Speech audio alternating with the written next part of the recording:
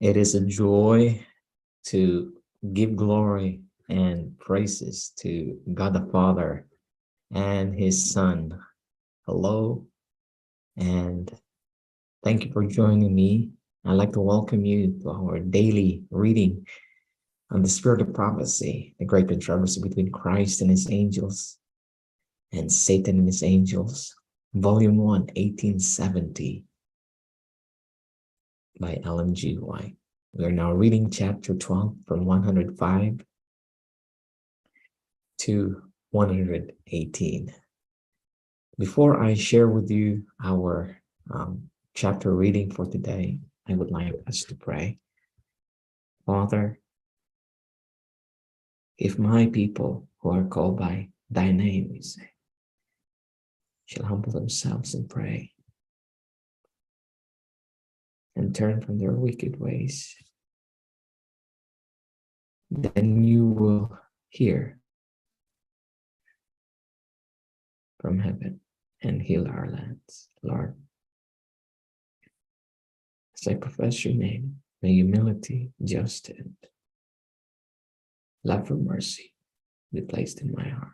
As I read this verse, this chapter, may it will bring glory to your name. In Jesus' most precious sacrifice and his mediation, your Son's name, I pray. Amen. God knows the end from the beginning. He knew before the birth of Jacob and Esau just what characters they would both develop. He knew that Esau would not have a heart to obey him. He answered the troubled prayer of Rebekah and informed her that she would have 2 children, and the elder should serve the younger. He presented the future history of her 2 sons before them. They would be 2 nations, the one greater than the other, and the elder should serve the younger. The firstborn was entitled to peculiar advantages and special privileges which belonged to no other members of the family. Isaac loved Esau better than Jacob because Esau provided him venison. He was pleased when his bold, courageous spirit manifested in hunting wild beasts. Jacob was the favorite son of his mother because his disposition was mild and better calculated to make his mother happy. Jacob had learned from his mother that what God had taught her, that the elder should serve the younger, and his youthful reasoning led him to conclude that this promise could not be fulfilled while Esau had the privileges which were conferred on the firstborn. And when Esau came in from the field, faint with hunger, Jacob improved the opportunity to turn Esau's necessity to his own advantage and proposed to feed him with pottage if he would renounce all claim to his birthright. And Esau sold his birthright to Jacob. Esau took 2 idolatrous wives, which was a great grief to Isaac and Rebekah. Notwithstanding this, Isaac loved Esau better than Jacob. And when he thought that he was about to die, he requested Esau to prepare him meat, that he might bless him before he died. Esau did not tell his father that he sold his birthright to Jacob, and confirmed it with an oath. Rebekah heard the words of Isaac, and she remembered the words of the Lord. The elder shall serve the younger. And she knew that Esau had lightly regarded his birthright and sold it to Jacob.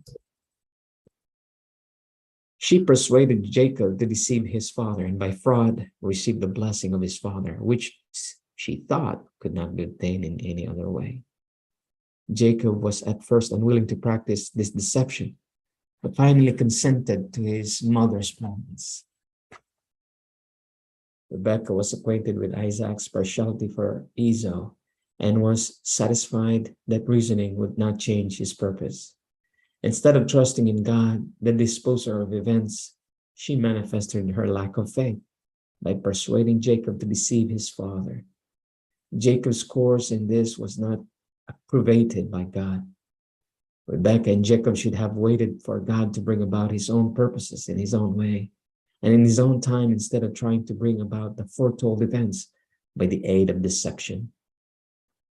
If Esau had received the blessing of his father, which was bestowed upon the firstborn, his prosperity could have come from God alone, and he would blessed him with prosperity, or brought upon him adversity according to his course of action. If he should love and reverence God like righteous Abel, he would be accepted and blessed of God. If, like wicked Cain, he had no respect for God nor of his commandments, but followed his own corrupt course, he would not receive a blessing from God, but would be rejected of God, as was Cain. If Jacob's course should be righteous, if he should love and fear God, he would be blessed of God, and the prospering hand of God would be with him, even if he did not obtain the blessing and privileges generally bestowed upon the firstborn. Rebekah repented in bitterness for the wrong counsel which she gave to Jacob, for it was the means of separating him from her forever. He was compelled to flee for his life from the wrath of Esau, and his mother never saw his face again. Isaac lived many years after he gave Jacob the blessing and was convinced by the course of Esau and Jacob, that the blessing rightly belonged to Jacob. The circumstances of Esau selling his birthright represent the unrighteous who consider the redemption purchased for them by Christ of little value and sacrifice their heirship to heaven for perishable treasures. Many are controlled by their appetite, and rather than to deny an unhealthy appetite, will sacrifice high and valuable considerations. If one must be yielded, the gratification of a depraved appetite, or the high and heavenly blessings which God promises only to the self-denying and God-fearing, the claimers of appetite, as in the case of Esau, will generally prevail, and for self-gratification. God in heaven will be virtually despised. Even professed Christians will use tea, coffee, snuff, tobacco, and spirits, all of which benumbed the finer sensibilities of the soul. If you tell them they cannot have heaven and these hurtful indulgences, and that they should deny their appetites and cleanse themselves from all filthiness of the flesh and spirit, perfecting holiness in the fear of the Lord, they are offended, look sorrowful, and conclude that if the way is so straight that they cannot indulge in their gross appetites, they will not walk any longer in it. Especially will the corrupt passions control the mind of those who value heaven of so little worth. Health will be sacrificed, the mental faculties enfeebled, and heaven will be sold for these pleasures, as Esau sold his birthright. Esau was a reckless person. He made a solemn oath that Jacob should have his birthright. This case is left on record as a warning to others, as Esau learned that Jacob had obtained the blessing which would have belonged to him. Had he not rashly sold it, he was greatly distressed. He repented of his rash act when it was too late to remedy the matter. Thus it will be with sinners in the day of God, who would have bartered away their heirship to heaven for selfish gratifications and hurtful lust. They will then find no place for repentance, although they may seek it like Esau, carefully with tears. Jacob was not happy in his marriage relation, although his wives were sister. He formed a marriage contract with Laban for his daughter Rachel, whom he loved. And after he had served 7 years for Rachel, Laban deceived him and gave him Leah. When Jacob realized the deception that had been practiced upon him and that Leah had acted her part in deceiving him, he could not love Leah. Laban wished to retain the faithful services of Jacob a greater length of time, therefore deceived him by giving him Leah instead of Rachel. Jacob reproved Laban for thus trifling with his affections in giving him Leah, whom he had not loved. Laban entreated Jacob not to put away Leah, for this was considered a great disgrace, not only to the wife, but to the whole family.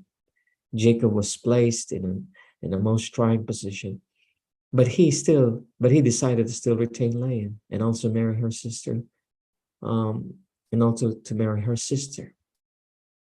Leah was loved in a much less degree than Rachel. Laban was selfish in his dealings with Jacob. He only thought of advantaging himself by the faithful labors of Jacob. He would have left the artful Laban long before, but he was afraid of encountering Esau.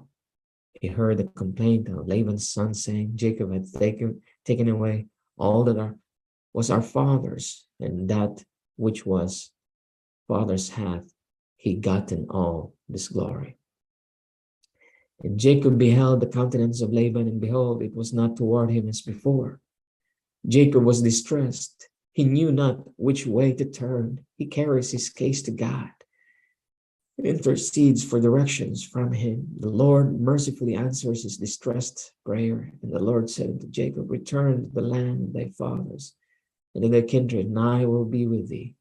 And Jacob sent and called Rachel and Leah to the field and to his flock, and said unto them, I see your father's countenance, that it is not toward me as before, but the God of my father hath been with me. And ye know that with all my power I have served your father, and your father hath deceived me and changed my wages 10 times. But God suffered him not to hurt me. Jacob related to them the dream given to him of God to leave Laban and go unto his kindred. Rachel and Leah expressed their dissatisfaction of their father's proceedings. As Jacob rehearsed his wrongs to them and proposed to leave Laban, Rachel and Leah said to Jacob, is there yet any portion or inheritance for us in our father's house? Are we not counted of him strangers? For he hath sold us and hath quite devoured also our money. For all the riches which God hath taken from our father, that is ours and our children. Now then, whatsoever God hath said unto thee, do. It was customary anciently for the bridegroom to pay a sum of money according to his circumstances to the father of his wife. If he had no money or anything of value, his labor was accepted for a stated length of time before he could obtain the daughter as his wife. This custom was considered a safeguard to the marriage contract. Fathers did not consider it safe to trust the happiness of their daughters to men who had not made sufficient provisions to take care of a family.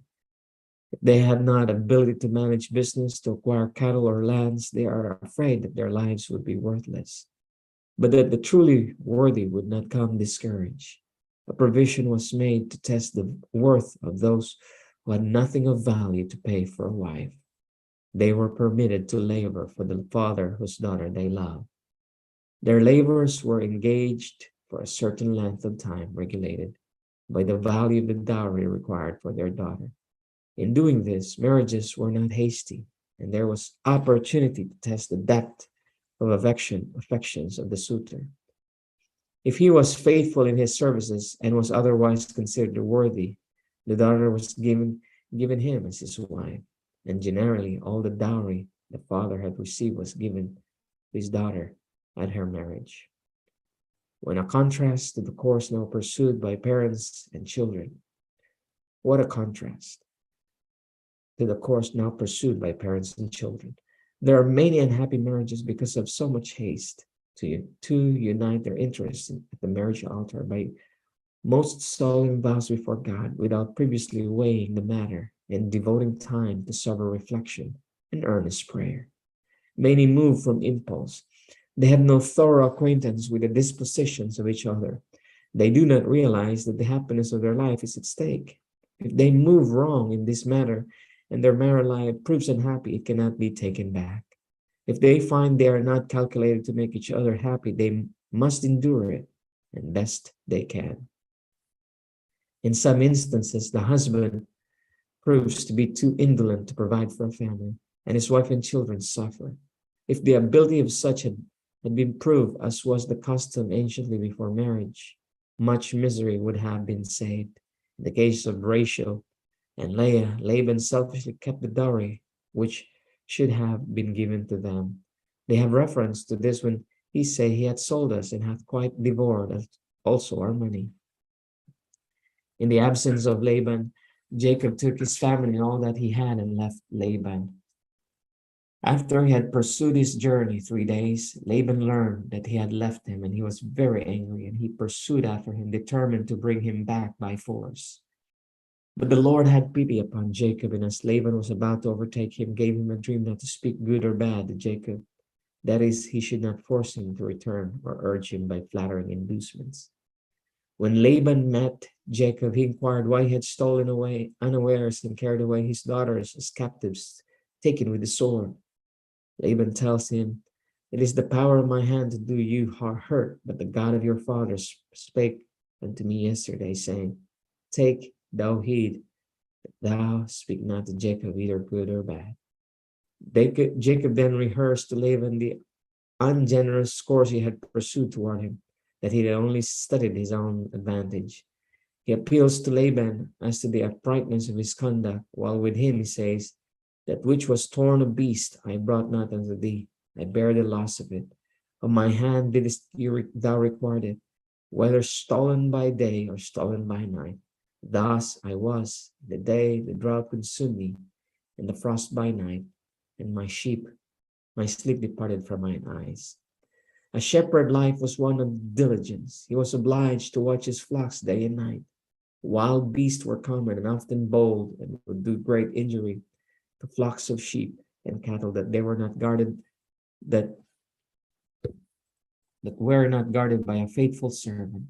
Although Jacob had a number of servants to aid him in tending the flocks and owned by himself and Laban, yet the responsibility of the whole matter rested upon him, and in some reasons of the year he was obliged to be with the flocks himself, day and night, to protect them in the dry season of the year, that they should not perish with thirst, and the coldest part of the season, to save them from becoming chilled with the heavy night frost. Their flocks were also in danger of being stolen by unprincipled shepherds who wished to enrich themselves by stealing their neighbors' cattle. A shepherd life was one of constant care. He was not qualified for a shepherd unless he was merciful and possessed courage and perseverance. Jacob was chief shepherd and had servants under him who were termed servants. The chief shepherd called these servants to whom he entrusted the care of the flock. To a strict account, they were not found in a flourishing condition. If there were any of the strife missing, the chief shepherd suffered the loss. The relation of Christ to his people is compared to a shepherd. He saw, after the fall, his sheep in a pitiable condition, exposed to sure destruction. He left the honors and glory of his father's house to become a shepherd, to save the miserable wandering sheep who were ready to perish. His winning voice was heard calling them to his fold, a safe and sure retreat from the hand of robbers, also a shelter from the scorching heat and a protection from the chilling blast. His care was continually exercised for the good of his sheep. He strengthened the weak, nourished the suffering, and gathered the lambs of the flock in his arms and carried them in his bosom. His sheep love him. He goeth before his sheep, and they hear his voice and follow him. And a stranger will they not follow, but will flee him, for they know not the voice of strangers. Christ says, I am the good shepherd. The good shepherd giveth his life for the sheep. But he that is an hireling and not the shepherd, whose own the sheep are not, seeth the wolf coming, and leaveth the sheep, and fleeth, and the wolf catching them, and scattereth the sheep. The hireling fleeth because he is an hireling, and careth not for the sheep. I am the good shepherd, and know my sheep, and I am known of mine. Christ is the chief shepherd. He has entrusted the care of his flock to under shepherds. He requires these shepherds to have the same interest for his sheep which he has ever manifested, and to ever feel the responsibility of the charge he has entrusted them. Ministers who are called of God to labor in word and doctrine are Christ's shepherds. He has appointed them under himself to oversee and tend his flock. He has solemnly commanded these to be a faithful shepherds, to feed the flock with diligence, to follow his example, to strengthen the weak, nourish the fainting, and shield them from devouring beast. He points to his example of love for his sheep. To secure their deliverance, he laid down his life for them. If they imitate his self-denying example, the flock will prosper under their care. They will manifest a deeper interest than Jacob, who was a faithful shepherd over the sheep and cattle of Laban. They will be constantly laboring for the welfare of the flock. They will not be merely hirelings of whom Jesus speaks, who possess no particular interest in the sheep, who in some time of danger or trial flee and leave the sheep. A shepherd who labors merely for the wages he obtains cares only for himself and is continually studying his own interest and ease instead of the welfare of his flock. Says Peter, feed the flock of Jacob, which is among you.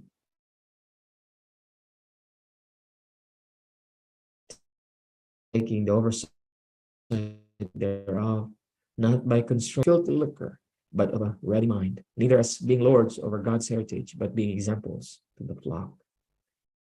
Says Paul, take heed therefore unto yourselves and to all the flock over which the Holy Ghost hath made you overseers, to feed the church of God, which he hath purchased with his own blood. All those professing to be shepherds who feel that to minister in word and doctrine and bear the burdens and have the care which every faithful shepherd should have is a disagreeable task and are reproved by the apostle, not by constraint but willingly, not for filthy liquor but of a ready mind. All such unfaithful shepherds the chief shepherd would willingly release. The church of God is purchased with the blood of Christ, and every shepherd should realize that the sheep under his care cost a priceless sum. They should be diligent in their labor and persevering in their efforts to keep the flock in a healthy, flourishing condition. They should consider the sheep entrusted to their care of the highest value and realize that they will be called to render a strict account of their ministry. And if they are found faithful, they will receive a rich reward. And when the chief shepherd shall appear, he shall receive a crown of glory that fadeth not away. Jacob says, thus I have been 20 years in thy house, and I served thee 14 years for thy 2 daughters and 6 years for thy cattle. And thou hast changed my wages 10 times, except the God of my father, the God of Abraham, and the fear of Isaac had been with me. Surely thou hadst sent me away now empty. God had seen mine affliction and the labor of my hands and rebuked thee yesternight. Laban then assured Jacob that he had an interest for his daughters and their children, that he could not harm them. He proposed to make a covenant among them, and Laban said, now therefore come thou, let us make a covenant, I and thou, and let it be for a witness between me and thee. And Jacob took a stone and set it up for a pillar. And Jacob said unto his brethren, gather stones, and they took stones and made an heap, and they did eat there upon the heap. Laban understood the wrong of polygamy, although it was alone through his artifice that Jacob had taken 2 wives. He well knew that it was the jealousy of Leah and Rachel that led them to give their maids to Jacob, which confused the family relation and increased the unhappiness of his daughters. And now, as his daughters are journeying at a great distance from him, and their interest is to be entirely separate from his own, he would guard as far as possible their happiness. Laban would not have Jacob bring still greater unhappiness upon himself and upon Leah and Rachel by taking other wives. And Laban said, the Lord watch between me and thee when we are absent from one another. If thou shalt afflict my daughters, or if thou shalt take other wives beside my daughters, no man is with us. See, God is witness betwixt me and thee. Jacob made a solemn covenant before the Lord that he would not take other wives. And Laban said to Jacob, behold this heap, and behold the pillar which I have cast betwixt me and thee. This heap be a witness, and this pillar be a witness that I will not pass over this heap to thee, and that thou shalt not pass over this heap and this pillar unto me for harm. The God of Abraham and the God of Nahor, the God of their father, judge betwixt us. And Jacob sware by the fear of his father Isaac. As Jacob went his way, the angels of God met him. And when he saw them, he said, This is God's host. And so he saw the angels of God in dream, encamping around about him. Jacob sent a humble conciliatory message to his brother Esau. And the messengers returned to Jacob, saying, We came to thy brother Esau, and also he cometh to meet thee, 400 men with him.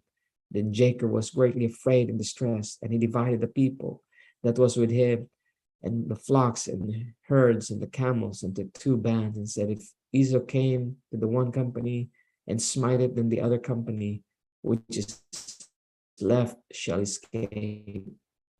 And Jacob said, If, O God of my father Abraham, and God of my father Isaac, the Lord which saves unto me, return unto thy country and to thy kindred, and I will deal with thee. I am not worthy of the least of all the mercies and all the truth which thou hast showed unto thy servant. For with my staff I passed over this Jordan, and now I am become two bands. Deliver me, I pray, from the hand of my brother, from the hand of Esau, for I fear him, lest he will come and smite me, and the mother with the children. And thou saidst, I will surely do thee good, and make thy seed as the sands of the sea, which cannot be numbered for multitudes. May God continue to bless us, bless you,